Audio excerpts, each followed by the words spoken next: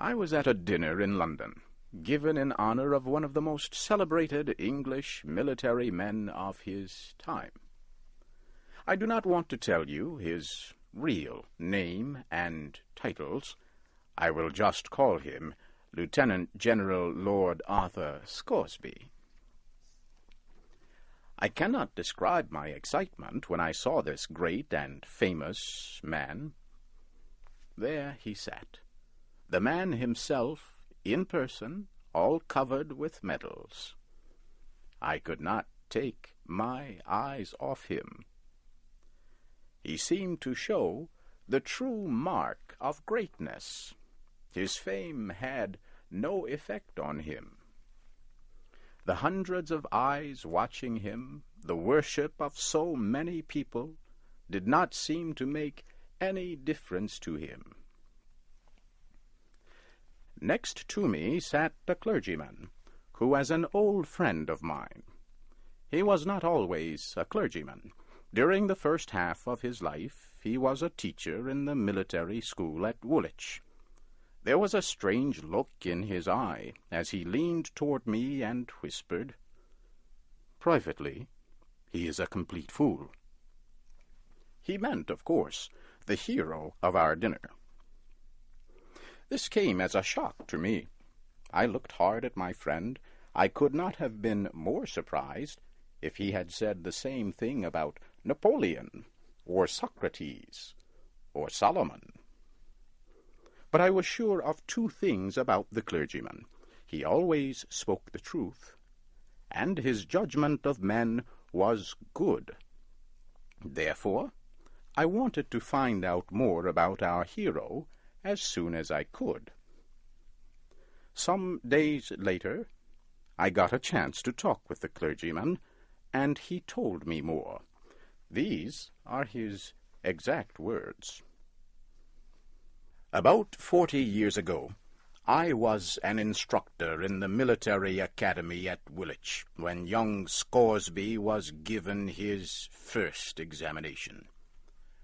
I felt extremely sorry for him. Everybody answered the questions, well, intelligently, while he, why, dear me, he did not know anything, so to speak. He was a nice, pleasant young man. It was painful to see him stand there and give answers that were miracles of stupidity. I knew, of course, that when examined again, he would fail and be thrown out. So, I said to myself, it would be a simple, harmless act to help him as much as I could.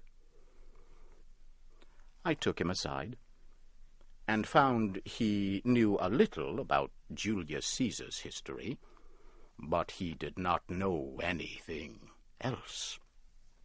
So I went to work and tested him and worked him like a slave. I made him work over and over again on a few questions about Caesar, which I knew he would be asked. If you will believe me, he came through very well on the day of the examination. He got high praise, too, while others, who knew 1,000 times more than he, were sharply criticized. By some strange, lucky accident, he was asked no questions but those I made him study. Such an accident does not happen more than once in 100 years. Well, all through his studies, I stood by him with the feeling a mother has for a disabled child. And he always saved himself by some miracle. I thought that what in the end would destroy him would be the mathematics examination. I decided to make his end as painless as possible. So I pushed facts into his stupid head for hours. Finally, I let him go to the examination to experience what I was sure would be his dismissal from school. Well, sir, try to imagine the result. I was shocked out of my mind. He took first prize, and he got the highest praise.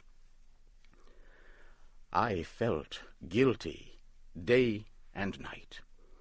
What I was doing was not right, but I only wanted to make his dismissal a little less painful for him.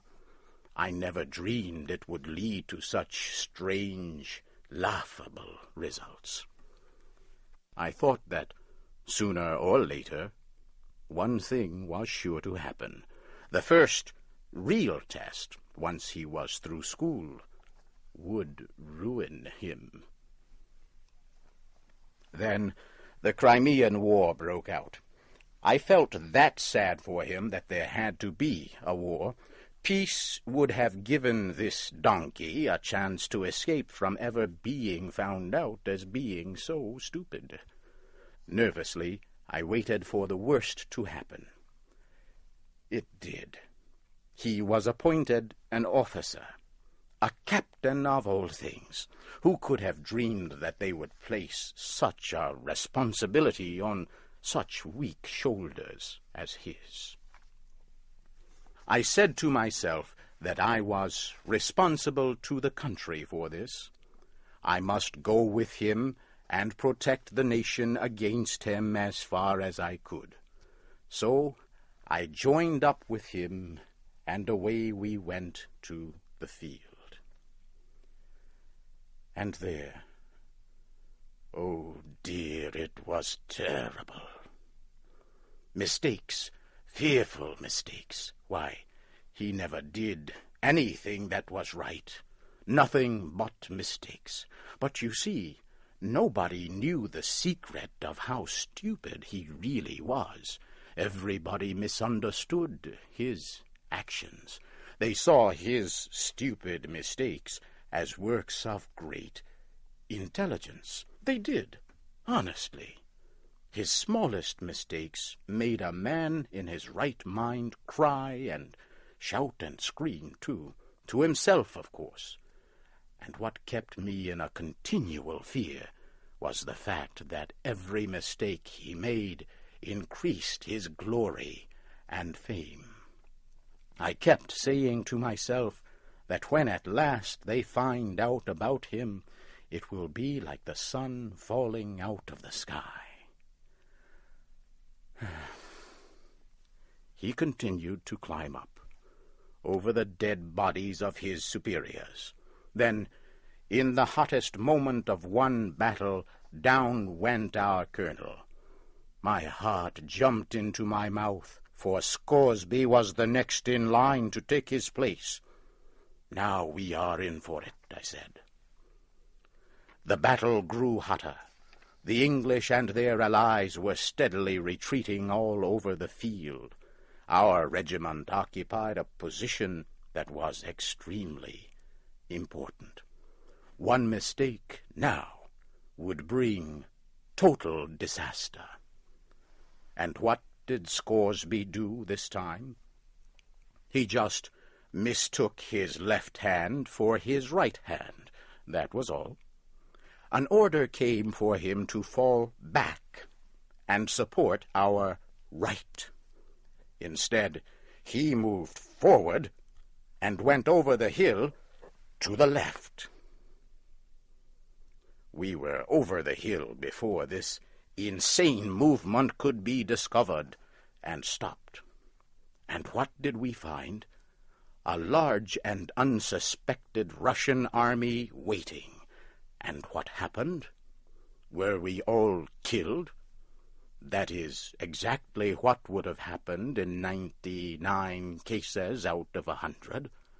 But no, those surprised Russians thought that no one regiment by itself would come around there at such a time. It must be the whole British army, they thought. They turned tail. Away they went over the hill and down into the field in wild disorder, and we after them. In no time there was the greatest turnaround you ever saw. The Allies turned defeat into a sweeping and shining victory.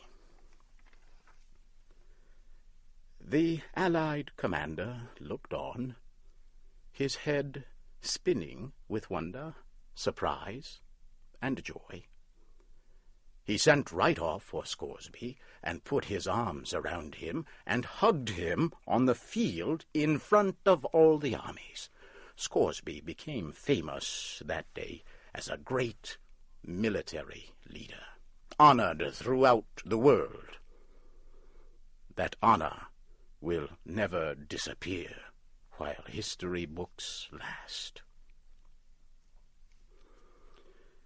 He is and pleasant as ever, but he still does not know enough to come in out of the rain. He is the stupidest man in the universe.